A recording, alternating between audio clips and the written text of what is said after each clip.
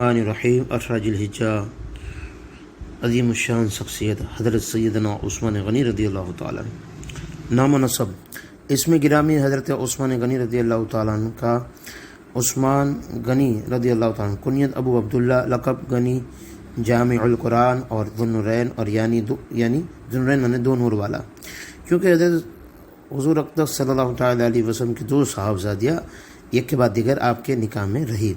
منقول ہے کہ آج تک کسی انسان کو یہ سعادت نصیب نہیں ہوئی کہ اس کے عقد میں کسی نبی کی دو بیٹیاں آئی ہو۔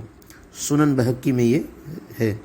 رسول پاک صلی اللہ تعالیٰ علیہ وسلم فرمایا کرتے تھے، اگر میری 40 بیٹیاں بھی ہوتی تو میں ایک کے بعد دیگر حضرت عثمان کے نکاح کرتا چلا جاتا۔ یعنی ایک بیٹی کا وصال ہو گیا تو آپ نے دوسری بیٹی دے دی۔ وہ کہتے ہیں کہ دوسری کا وصال ہو جائے تو تیسری کا اگر ہو جائے تو چوتھی، ایک کے بعد دیگر سے 40 بیٹیاں بھی ہوتی تو میں دے دیتا۔ سلسلہ اس طرح ہے کہ امیر المؤمنین عثمان بن عفان بن ابو العاص بن امیہ بن عبد الشمس بن عبد مناف، آپ کی والدہ کا نام اورا بنت قریظ بن ربیعہ بن حبیب بن عبد شمس بن عبد مناف تھا۔ آپ کی نانی کا نام ام حکیم بیضا بنت عبد المطلب تھا، جو آپ حضور صلی اللہ تعالیٰ علیہ وسلم کے والد حضرت عبداللہ رضی اللہ تعالیٰ عنہ کی سگی بہن تھی، اور دونوں جڑوا پیدا ہوئے تھے۔ رسول اکرم صلی اللہ تعالیٰ علیہ وسلم کی پھوپھی تھی، یعنی حضرت عثمان غنی کی جو نانی تھی وہ حضور علیہ الصلوۃ والسلام کی سگی پھوپھی تھی، اور حضرت عبداللہ کے ساتھ جڑوا پیدا ہوئی تھی۔ اس لحاظ سے حضرت عثمان غنی رضی اللہ تعالیٰ عنہ رسول اللہ صلی اللہ تعالیٰ وسلم کی پھوپھی ذات بہن کے بیٹے ہوئے۔ آپ کا نسب والدہ اور والد دونوں نسبتوں سے آپ حضور صلی اللہ تعالیٰ علیہ وسلم سے کے جد امجد حضرت عبد مناف سے ملتا ہے۔ حضرت عبد مناف حضور اکرم صلی اللہ تعالیٰ علیہ وسلم جد چہارم اور حضرت عثمان غنی رضی اللہ عنہ جد پنجم تھے۔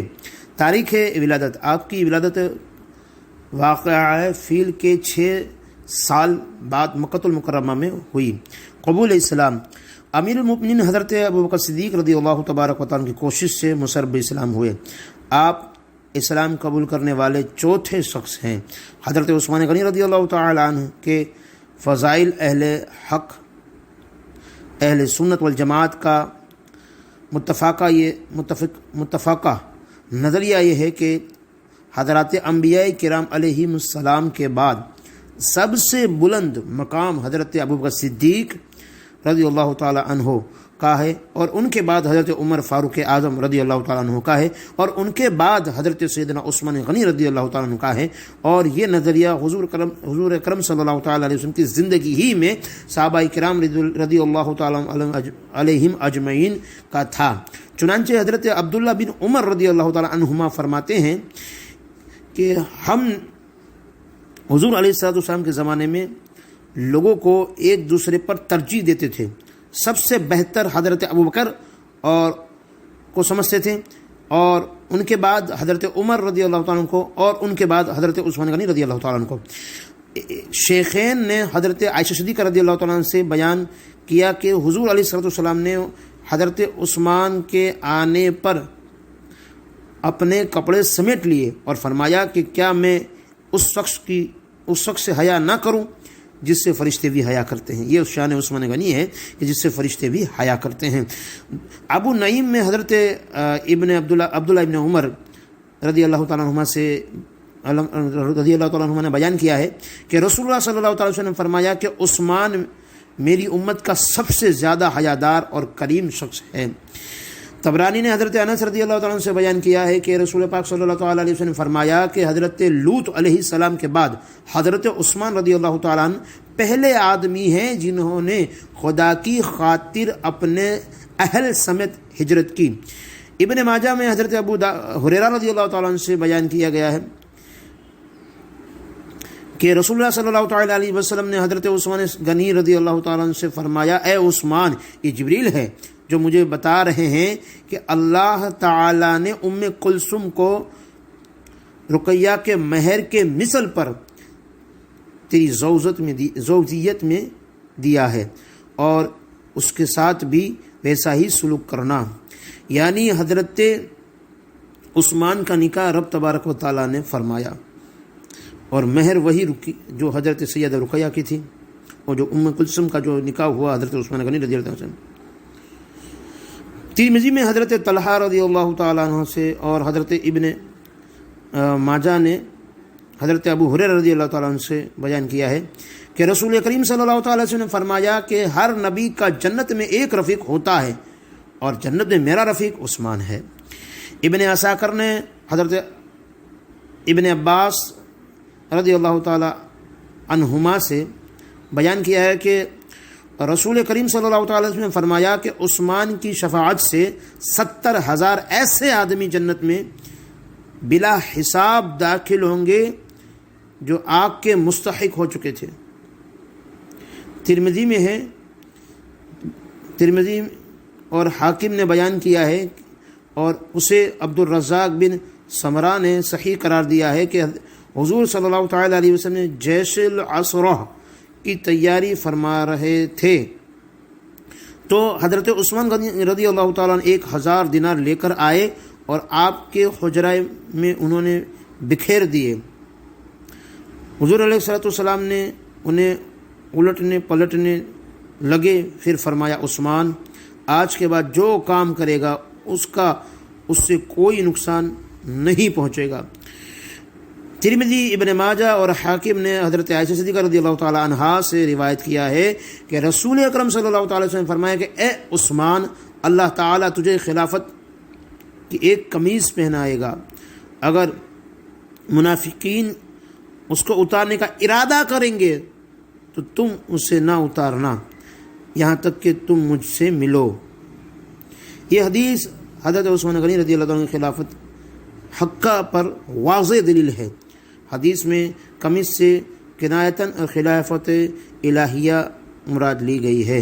حضرت عثمان غنی رضی اللہ تعالیٰ عنہ کے 10 خصائص ابن عساکر نے اب ابن سور الزمی کے حوالے سے بیان کیا ہے کہ میں حضرت عثمان غنی رضی اللہ عنہ کے پاس اس وقت گیا جب آپ محصور تھے۔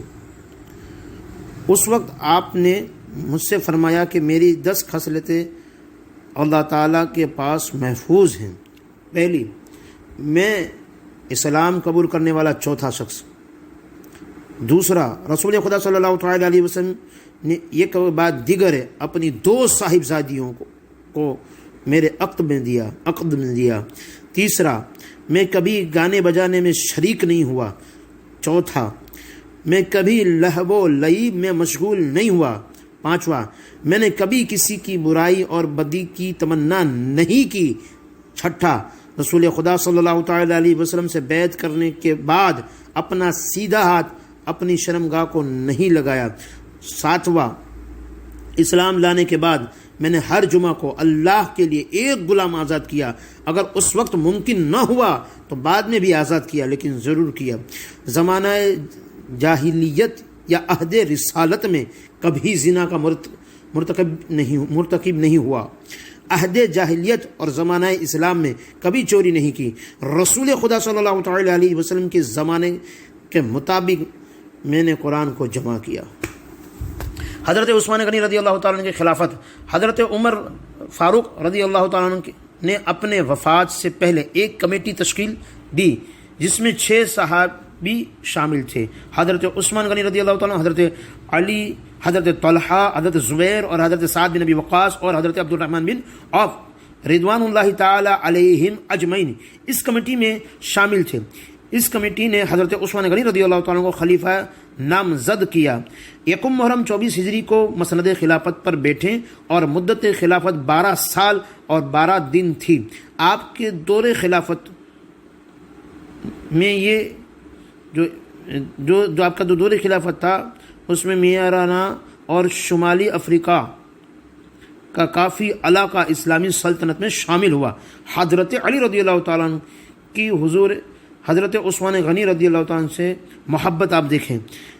ایک نزال بن صبرا سے روایت ہے کہ میں نے حضرت علی کرم اللہ تعالیٰ وجہ الکریم سے حضرت عثمان غنی رضی اللہ تعالیٰ عنہ کے بارے میں دریافت کیا تو آپ نے فرمایا عثمان تو ملائے اعلیٰ میں ذو النورین کے نام سے پکارے جاتے ہیں۔